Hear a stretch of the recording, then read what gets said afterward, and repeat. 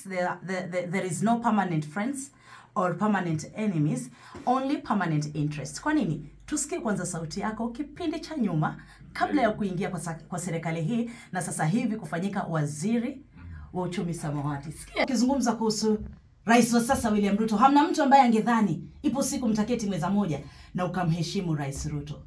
Ilikuwaje? Kwanza wacha nikupatie hongera Melody, umefanya utafiti kamilifu. Lakini wacha nikueleze kitu kimoja ambaye ni it's good we make it clear. Yes sir. Siasa ina madhumuni. Naam. Siasa ina mwelekezo, yani intention. Na mara nyingi the easier route ama njia nyepesi kwa mwanasiasa kuchukua ni ile ya kukaa nje na ku-criticize. Yani mimi nikiwa nataka kazi rahisi kisiasa ni kukaa nje na kupiga domo, kusema wewe hufai, wewe huwezi, naweza kufanya. Lakini the harder route ni kufanya uamuzi. Wa kwamba sasa kama niko na nafasi ya kuaddress yale ambayo yanalikuwa yananikwaza roho ambayo niliona hayafai, then you take the chance. So the choices are two. Moja, ubaki ukipiga mdomo, na la pili ukiwa umepata nafasi ya kuweza kuyazungumzia yale ambayo unaona yalikuwa yanakukera ama yanakera jamii ambayo unayoiongoza kwa muda huo, unafaa uchukue hatua ama decision, the hard decision ya kwamba if now I have the chance, wacha nende nizungumzie hapo ndani. And that's the choice I made. Okay. Kwa sababu mimi ningebaki nikipiga tu domo. Naweza, it's easier and it's most popular by the way. Hiyo ndo nzuri kwa kufurahisha watu na hiyo ni rahisi kufanya. The harder one ni ile kusema Melody, mimi na wewe tuelewane kisiasa. Lakini sasa kama umenialika nije nizungumze na wewe, nitakwambia lambo la husu wananchi. And that's the decision I took. That's the decision you took. Yeah.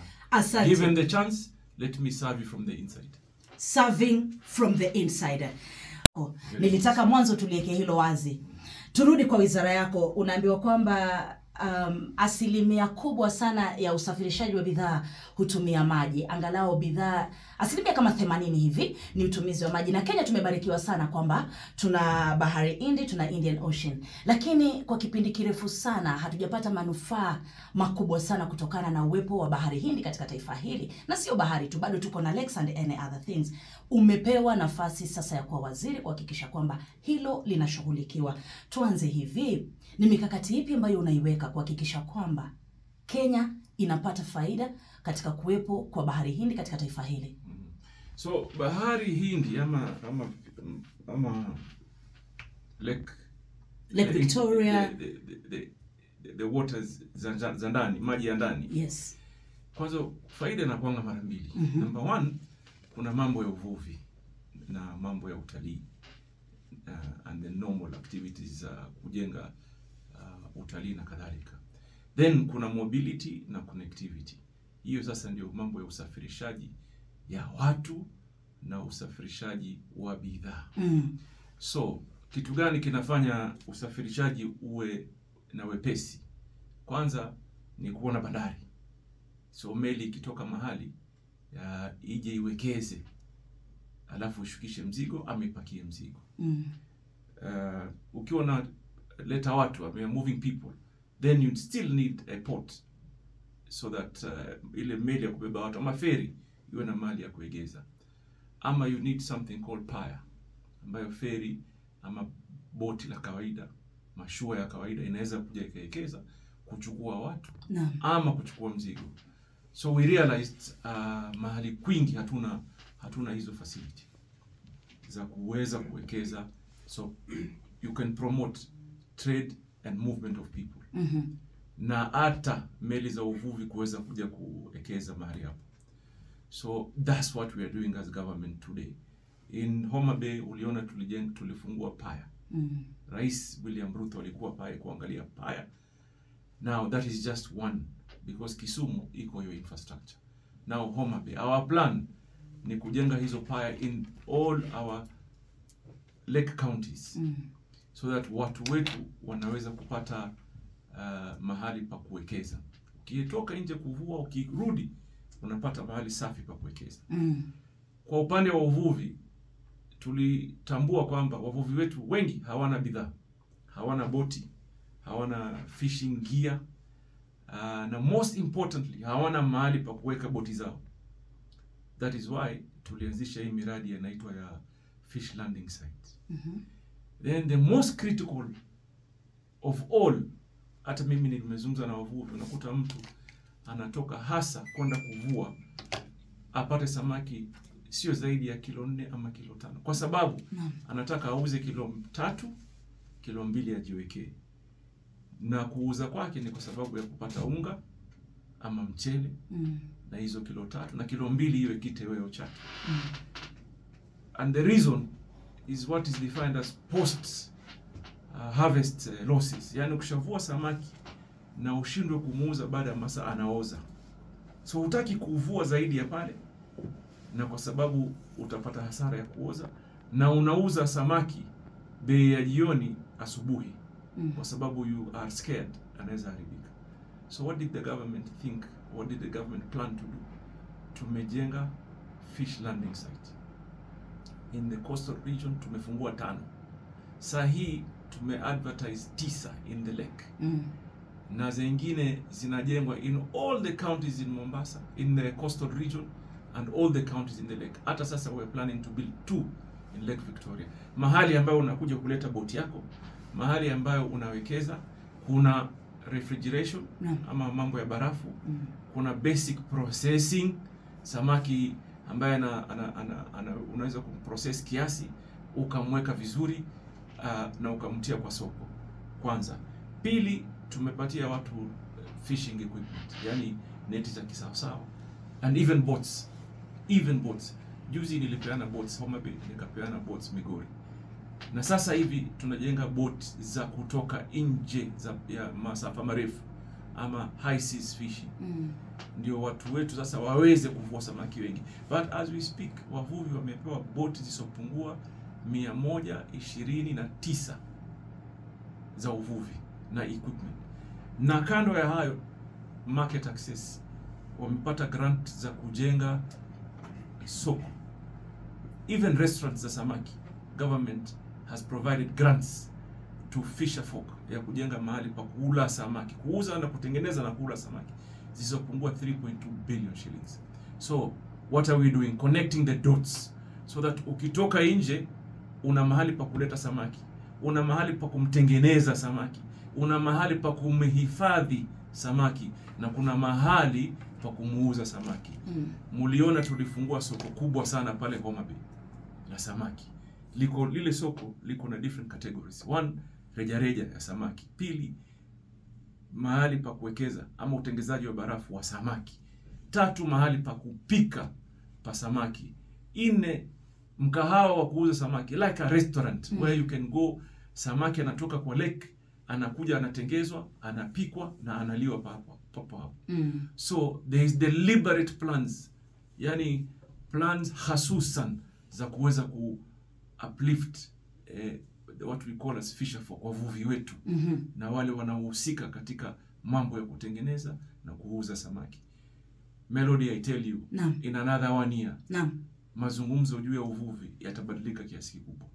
Watu wengi hata katika maisha yetu tunakuwa na projections. Kama waziri alizungumza rais juzi alivyokuwa kule Homa Bay pale, na akasema kwamba tatizo, yani ni jambo la kuhuzunisha kwamba Kenya hatujakuwa tukitengeneza pesa nzuri kutoka kwa blue economy, kwamba tunapata takriban asilimia bilioni 30 hadi bilioni 40, na tunaweza tukapata bilioni 300 hadi bilioni 500. It is true. Katika projection yako unaweza ukasema kwamba mimi kama waziri katika kipindi changu na wahakikishieni wa Kenya kwamba katika miaka 2 ijayo ama miaka 3 ijayo kama taifa tutaandikisha kiwango hiki cha hela ambacho tutakuwa tumekipata. So, kwa sasa hivi sekta hii inachangia asilimia 0.6 to our GDP. To our GDP. The long term plan ni kuisongeza paka asilimia 10. But before the end of our term, this term, we are going to likely to cross 2%, 1 to 2%. So we'll double or triple ile pesa ambayo tunapata sahi. in the next 2 years. In the long term, this blue economy will contribute close to 10% of the GDP. That's the plan. And that's why we are deliberate with specific plans. Mambo ya uchukuzi, mambo ya uwezeshaji wa kuweza kufanya uvuvi, mambo ya kufanya biashara. Let me tell you. Nambe. Hapa Lake Turkana. Lake Turkana, we were shocked to see samaki wanakufa na uzee. Old age. Wavuvi hawapo? Wapo. Kwa kiasi kidogo. And they lack equipment and they lack support infrastructure. Yani hawana mahali pa they don't have a landing site. Hawana mahali pa kuprocess, mahali pa kuweka barafu na kadhalika.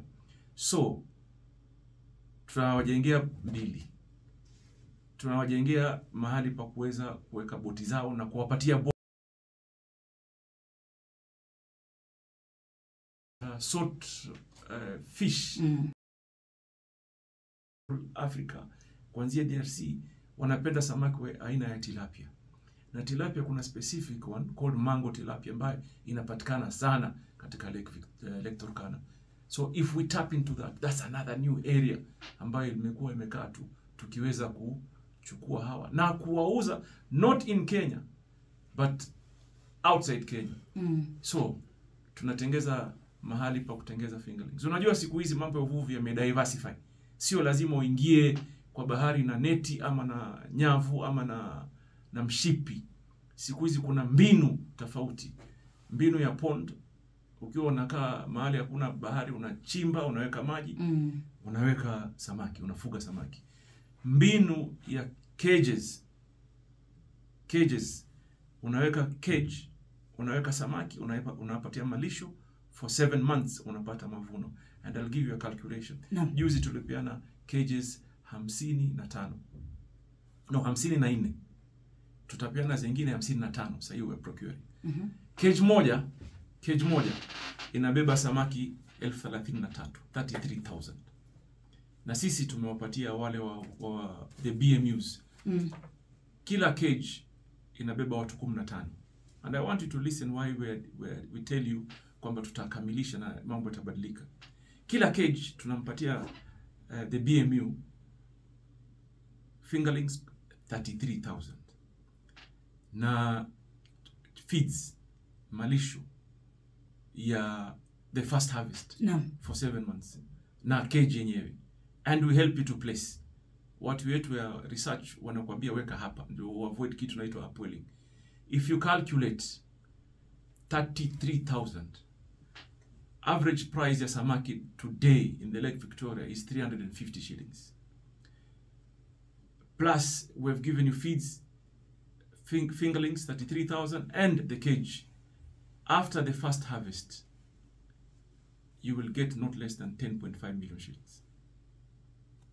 Nakuelewa na 10.5 million shillings. Yes. So kikundi kitapata milioni 10.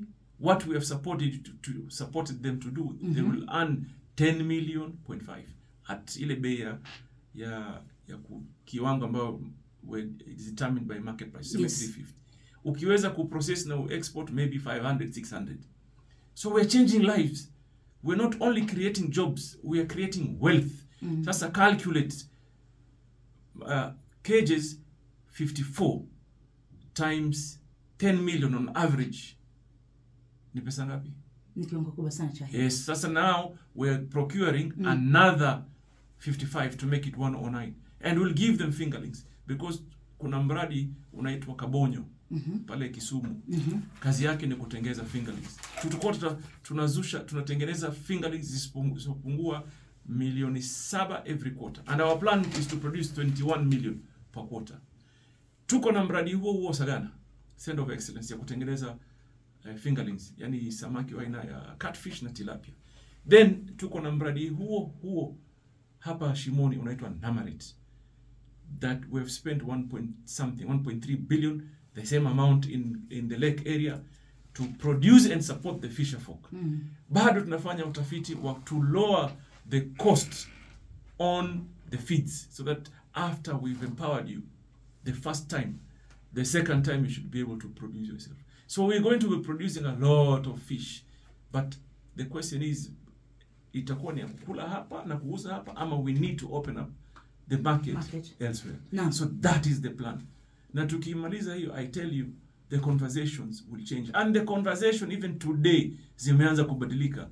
Ukienda ukitembea Lekeri, if you are objective, ukienda ukizungumza na wavuvi, ukienda ukizungumza na BMUs, because we've gathered all of them together, tumewapanga wote 400 and something BMUs Kenya nzima wako 420 na kitu hivi.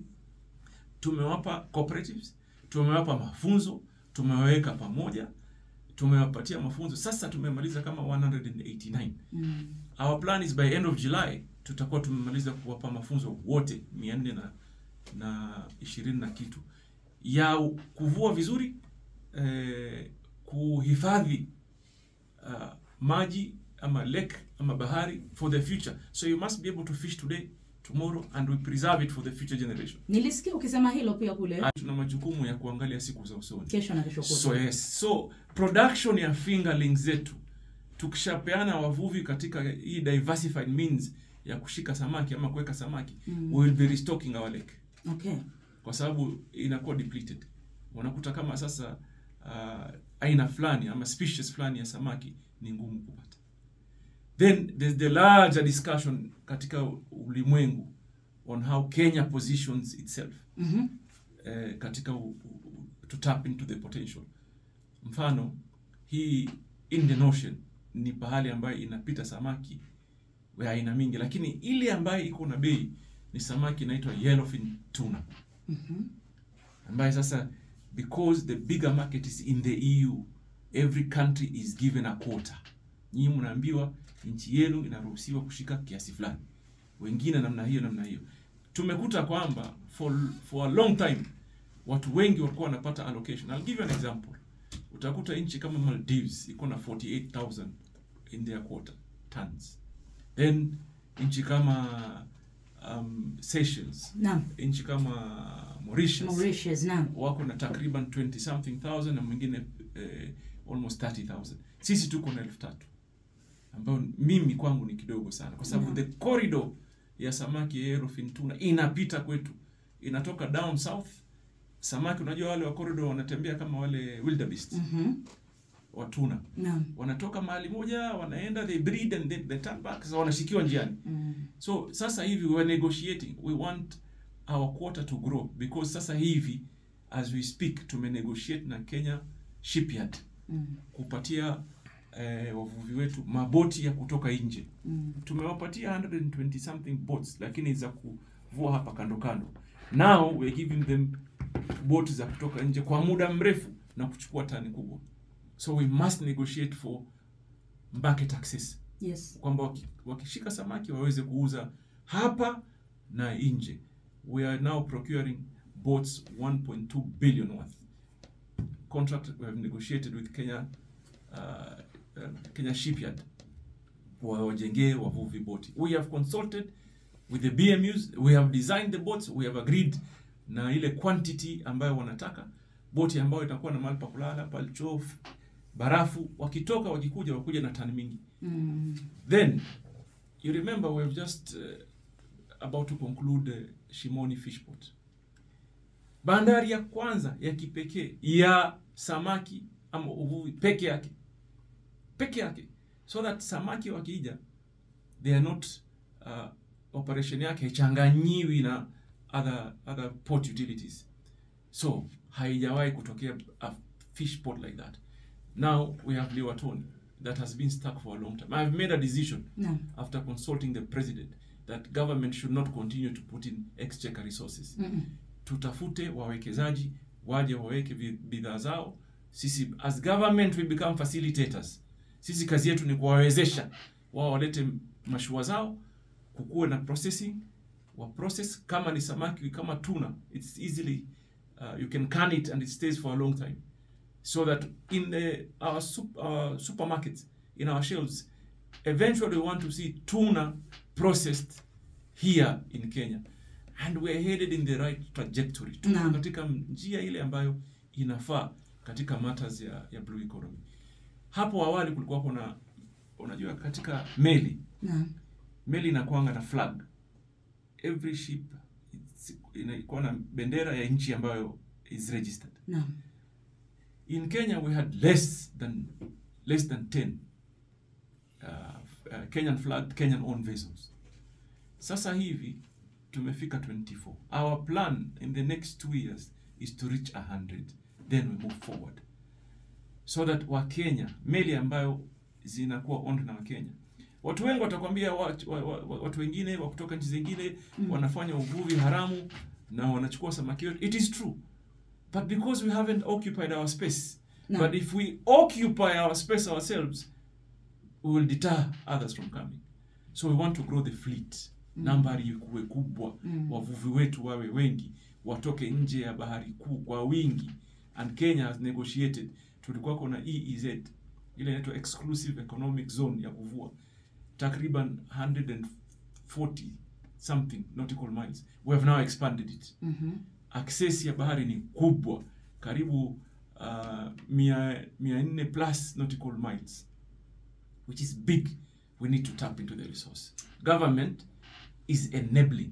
We're creating the environment to enable. That's why, yes, that's why tuwajenga hizo landing sites. No. Kila county inapata landing sites. Zingine kwa sababu ya ukubwa wa bahari watapata 2, 3. Lamu sasa tunajenga 1 hapo Mkoe. Tunajenga ingine Kipini, tunajenga Kilifi, tunajenga hapo Mwepe, Msambweni, then Shimoni Port. The same. Every county in the Lake region has 3 that we've just advertised. Na already kuna zingine ambao tunataka kuongeza, kama mahali kunaitwa Usenge in Siaya tunataka tuongeze. Na CO Port, good operations. Mahali kwingi tu ambaye ni muhimu kwetu tunawekeza, ili mvuvi akitoka kuvua samaki he must be able to come to decency, heshima, pali pa heshima kufanya kazi. Then we're giving them boats and opening up the market access. So I am certain na hii plan ambayo tumefanya kama serikali itabadilisha. Sasa ningekuwa naangalia ile siasa ya kubomoa tu, ningekuwa nje. Ungekuwa nje. Napiga kelele.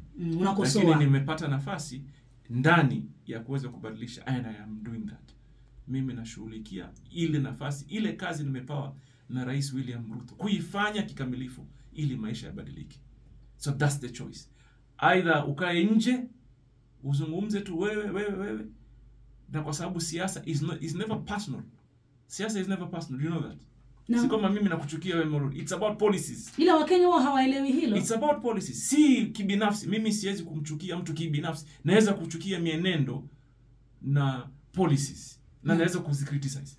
But if I am given the chance to do what I think is right, then I do it. Ni kama sasa wewe hapo ulipo uambiwe sasa radio fulani wewe una maoni haifanyi. Uambe basi kama haifanyi njoo here, make it work. What will you do? You'll say I want to continue to say haifanyi. Unaenda kwa. You'll take up the challenge. Yes. Asante sana waziri. That will work, kwamba blue economy ya Kenya itainuka zaidi. Ukiangalia mataifa mawili ambayo huzungumziwa sana kwamba yamefanya vizuri kwenye blue economy ni ulotaja zaidi pia Mauritius na Seychelles. Alafu hapa Afrika kwetu tunazungumzia Somalia na Tanzania. Unahisi kama Kenya tunaweza kawa the prefect kama siku zote, manake kwenye kanda huu ama upande huu sisi ndo vigogo, si Kenya ndo kiongozi. Sio prefect. Kenya ndo kiongozi. Yani sisi tunaweza, we can lead from the front. Tunaweza tukawapiku Somalia na Tanzania kwenye masuala ya blue economy. Hatuna haja kupiku nchi nyingine. Tuna haja ya kujiposition in a better place. Tuna haja ya kujiweka mahali bora kuliko any other country. And I tell you, it's just a matter of time. We will get there. This country will get there in the blue economy space. We are now in the right trajectory. Tuko ile njia ambayo tumeiona. Na we are focused, tunailenga namna hii. And we will not be derailed. Hatuwezi kupoteza focus yetu. We will change the blue economy space. I assure you. The space will change. Kwa uwezo wa Mungu inshallah. Asante. Tuzungumzie ajira kwa vijana. Na mbona hujazungumza mambo ya madini? It's another space. Yes. Tutazungumza siku nyingine. Bado tutazungumza. Wacha tuone. Unajua umeniambia una dakika chache sana. Saa 2 naenda Senate. Kuna maswali ya kujibu. Tuzungumzie. Ulianza kuwa mbunge na hata nataka tuzungumzie tu vijana wa pwani ya Kenya. ulikuwa mbunge, ukawa gavana, sasa hivi bado wewe ni waziri. Lakini pwani ya Kenya vijana wanateseka bado. Vijana wanahangaika. That's why, Melody, I've explained to you how we're opening up so spaces. So are you absorbing them? Wait, kwani hawa BMUs ni nani? Ni vijana. And you know, mimi ile kitu I am struggling to understand with us. Everybody talks about job creation. No. I want to talk about job creation and wealth creation. Okay. Yani mtu, and that's how other countries look at their youth, their young people. You create an enabling environment for our people to create wealth. Because, yes, employment is one, but wealth creation. Kama sasa hii uwezo ambao tunawapa.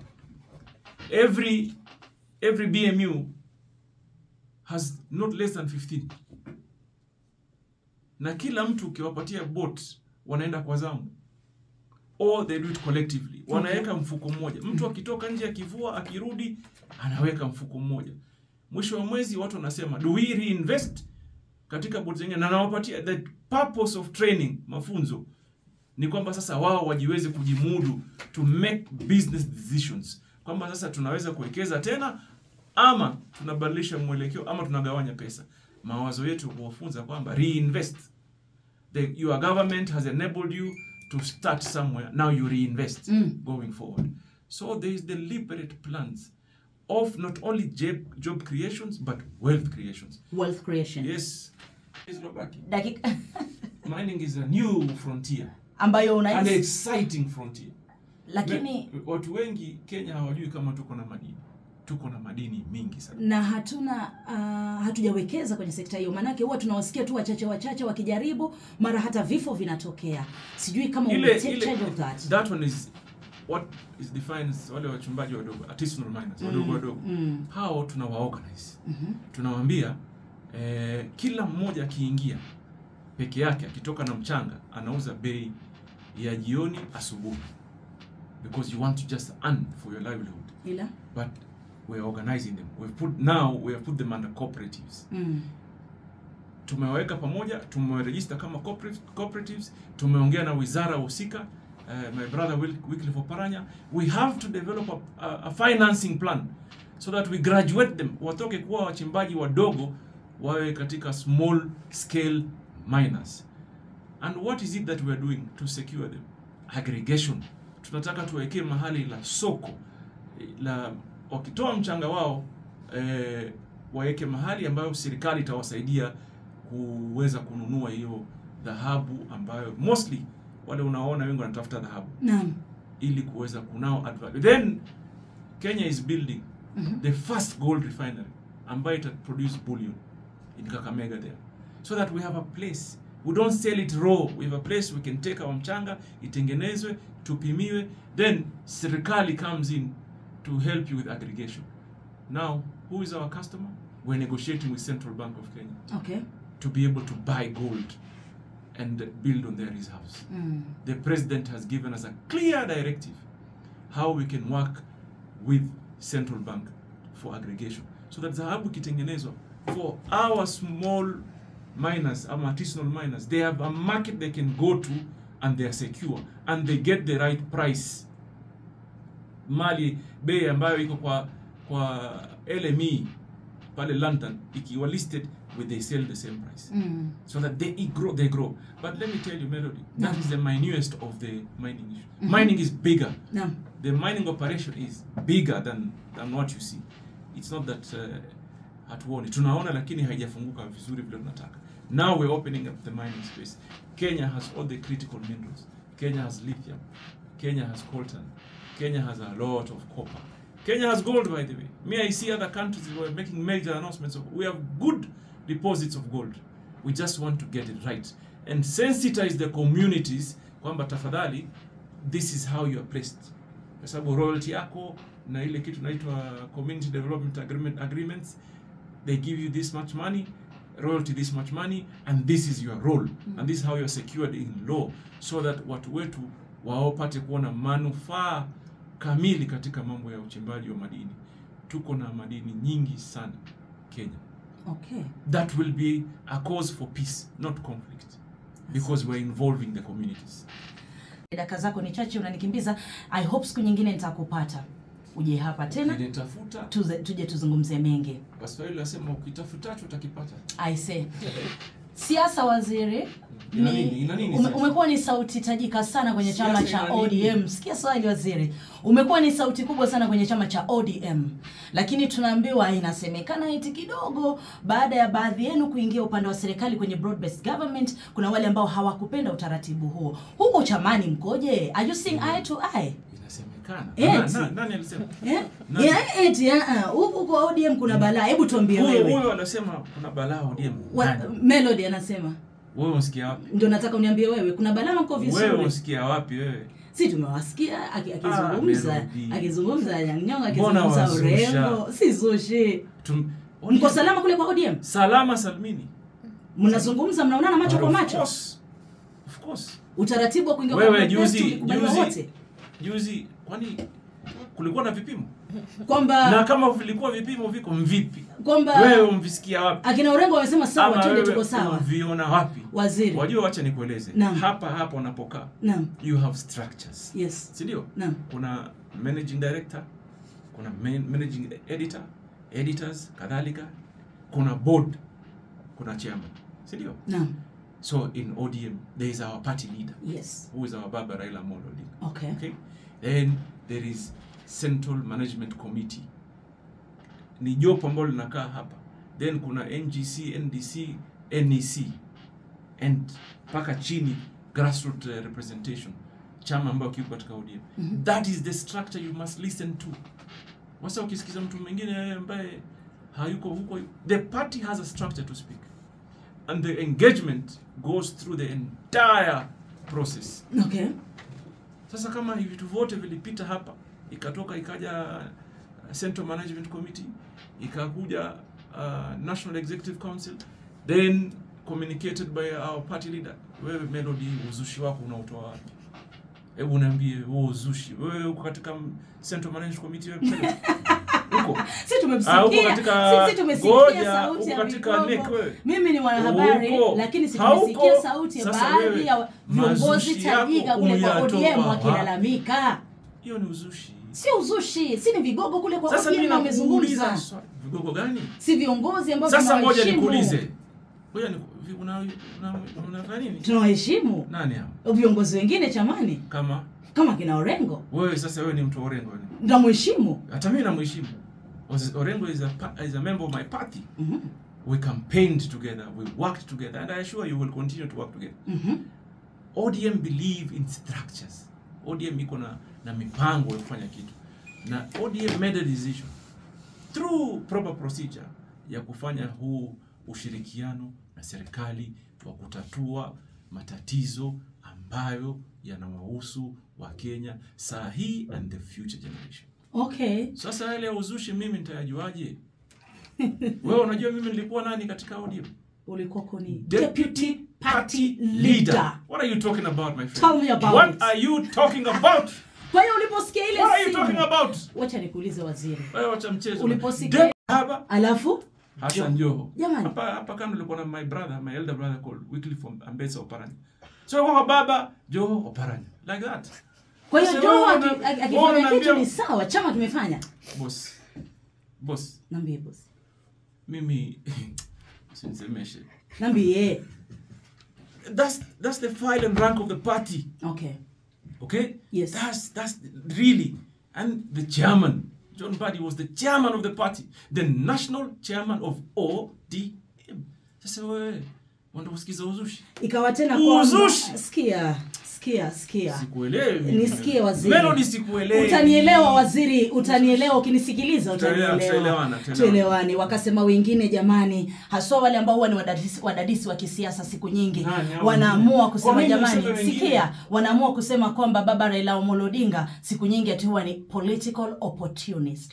Ati kwamba nafasi hizi zinajitokeza sio kuendeleza Kenya mbele lakini chama cha ODM na marafiki zake wa karibu kufaidi. Tuambie ukweli wa hilo. Let me tell you something. Yes, sir. You cannot understand the level of sacrifice Raila Odinga amefanya kwa nchi. You can never understand. Nobody can even sit and explain it. I tell you. And unfortunately, sisi binadamu tunapenda kumzungumzia Melody baadaye. History will judge Raila Odinga in a manner you'll never believe.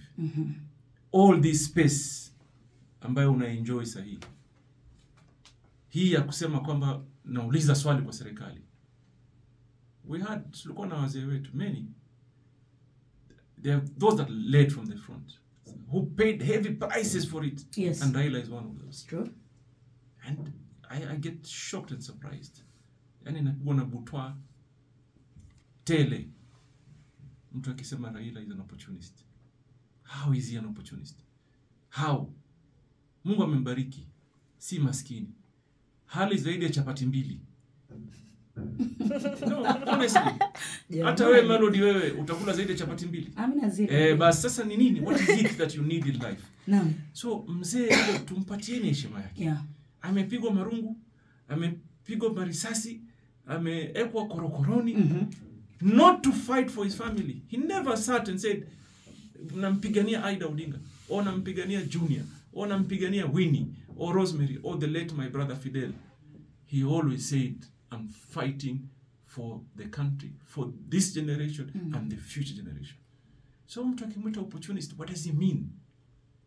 What do you mean? Alichukua opportunity gani yako? Unajua opportunist ni mtu ambaye ana grab what belongs to someone else kwa njia ambayo si yake sawa. Amechukua opportunity ya nani?